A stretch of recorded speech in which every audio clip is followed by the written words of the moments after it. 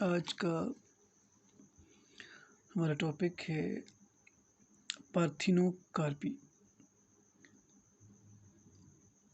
चूँकि chapter reproduction के हवाले से है, चैप्टर 18, तो पार्थिनोकार्पी भी एक प्रोसेस है, एक फिनोमेना है।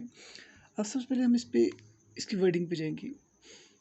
पार्थिनोकार्पी, पार्थिनो जो वर्ड है ये निकला है पार्थिनोज से। यू कैन सी हियर पार्थिनोज, और पार्थिनोज का मतलब है वर्जिन।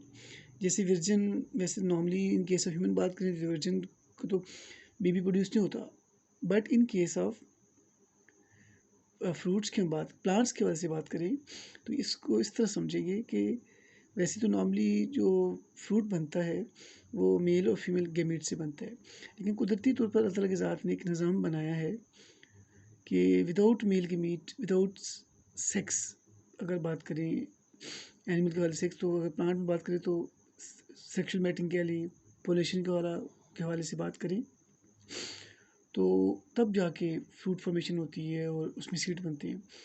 तो ये जो वर्ड है parthenocarpy, this parthenocarpy is a process phenomena in which the fruit formation takes place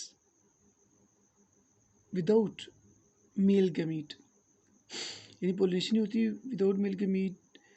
जो है वो जो फीमेल प्लांट है वो खुद से उसके अंदर ऐसी हार्मोनल प्रोडक्शन होती है कि उस हार्मोनल प्रोडक्शन की वजह से वो जो फीमेल का पार्ट है, ओवरी है, date convert into fruit, and date fruit without seed, such type of fruit are called parthenocarpic fruit, and this phenomena is called parthenocarpy. ठीक है, अब यहाँ पे मैं देख सकते हैं मेंशन की formation of fruits without gamete, यानी मेल गैमीट।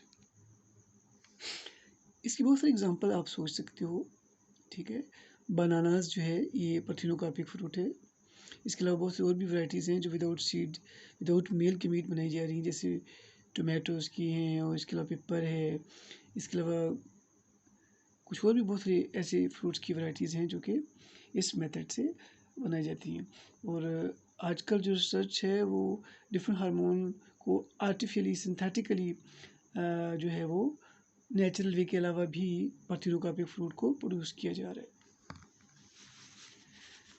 नेक्स्ट टॉपिक है, ये छोटे टर्म्स हैं। आज का टॉपिक बहुत सिंपल सा है और ये सिंपल से टर्म्स हैं जो कि समझनी ज़रूरी है, और शार्ट 2 मार्क्स के क्वेश्चन में ये आ जाती हैं। सीड डोरमेंसी, जैसे नाम से सीड डोरमेंसी, डोरमेंट, इनएक्टिव। इसमें क्या होता है, सीड डोरमेंसी की हम पहले अप्लाई करेंगे condition.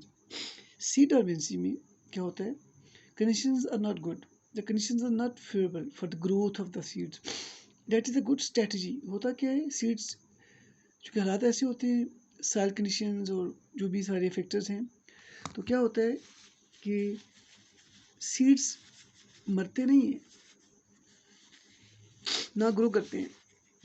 They have a very low metabolism, वो रेस्ट में चले जाते हैं। You can see here resting stage, inactive stage में चले जाते हैं, और ये बहुत ज़रूरी होता है। इस लेवल पे इनका मेटाबॉलिज्म बहुत लो होता है। दे नॉट ग्रो, तरह पे ग्रो करेंगे तो फिर तो हालात, उन्हें वो सारी कंडीशन चाहिए होंगी, न्यूट्रिएंट्स और सब कुछ, तो वो चीज़ें अवेलेबल नहीं है। इसलिए वो हालात के को देखते हुए उन डेफिनेट प्लांट्स पे सेंस रखते हैं। तो क्या होता है कि प्लांट्स अपनी ग्रोथ को रिटार्ड कर देते हैं, और ये यहाँ जो सीड की जब बात होती है तो सीड्स को वो कंडीशन जब नहीं मिलती, तो ये जो सीड्स हैं ये बिकम डॉर्मेंट, इनएक्टिव फॉर्म में चली जाती हैं, और उस वक्त तक ये डॉर्मेंट फॉर्म में रहेंगे जब तक कंडीशंस ठीक नहीं होती। अभी कंडीशन टेम्परेचर की हो सकती है, रेन की, वाटर मॉइस्चर की हो सकती है, हार्मोन्स की हो सकती है। तो जब वो सारी चीज़ें, हार्मोन, वो सारी चीज़ें ऑप्टिमम लेवल पे नहीं जाएंगी तो सीड की जर्मिनेशन नहीं होगी। लेट्स सपोज अगर सीड जर्मिनेट हो जाता है, मेरा पॉइंट ऑफ व्यू है, अगर सीड जर्मिनेट हो जाता है तो वो तो जर्मिनेट करके उसको मेटाबॉलिज्म हाई हाई हो, उसको न्यूट्रिएंट्स और उसको हार्मोन्स सारी चीज़ें चाहिए, तो वो अवेलेबल नहीं है, तो वो पौधा, वो जो सीड है वो मर जाएगा। इसलिए सीड अपनी सेफ्टी के लिए क्या करता है, इनएक्टिव फॉर्म में चला जाता है, ताकि इन फ्यूचर जब हालात सेट हों तो क्या हो, सीड प्लांट में ग्रो हो सके। नेक्स्ट है fruit set and fruit ripening, ये भी टॉपिक इम्पोर्टेंट है, इस पे गौर करते हैं। फ्रूट राइपनिंग का मतलब ये होगा कि जब पोलिनेशन होती है, मेल की मीट फॉल करेगा फीमेल स्टिग्मा पर, तो फिर वो पोलन ट्यूब बनती है, वो पोलन ट्यूब के थ्रू मेल की मीट जो है ओवरी तक जाते हैं, फर्टिलाइजेशन होती है, तो उसके बाद ओवरी जो है, वो जो ओव्यूल्स हैं वो राइपन हो जाते हैं, राइपन ओव्यूल्स को सीड कहते हैं, फिर वो ओवरी फूलना शुरू होती है, और जैसे वो प्रोसेस होता है, केमिकल प्रोसेस होता है, ओवरी के अंदर डिफरेंट टाइप के हार्मोन प्रोड्यूस होते हैं, all type of hormones, plant hormone produce होते हैं। वो जो हार्मोन्स है वो फर्दर जो है डेवलपमेंट ऑफ फ्रूट में हेल्प करते हैं। इस तरीके से फ्रूट सेट हो जाता है, और फ्रूट पहले ओवरी रिटेन होती है, फ्रूट सेट हो जाता है।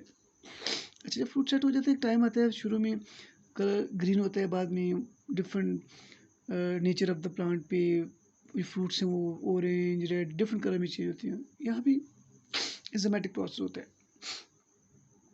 अच्छा, हार्मोन प्रोडक्शन की बात यहाँ कर ली मैंने, ठीक है। और यहाँ पे एक एक्टिविटी होती है दैट इज कॉल्ड क्लाइमेक्टेरिक।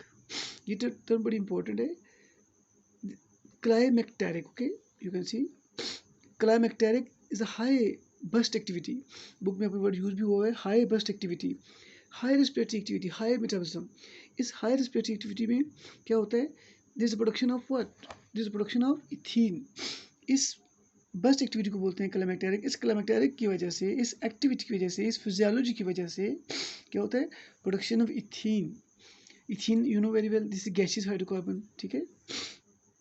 ये जो इथीन है, इथीन एक हार्मोन है, और ये गैसियस हाइड्रोकार्बन है, इस पर हम बात कर चुके हैं चैप्टर 3 में। और ये जो जैसे जैसे इथीन प्रोड्यूस होगा, इथीन डिफ्यूज़ करेगा इनटू द फ्रूट, और वो एंजाइमेटिक प्रोसेस भी अंदर हो रहा है, वो ग्रीन से डिफरेंट कलर में फ्रूट चेंज होता है।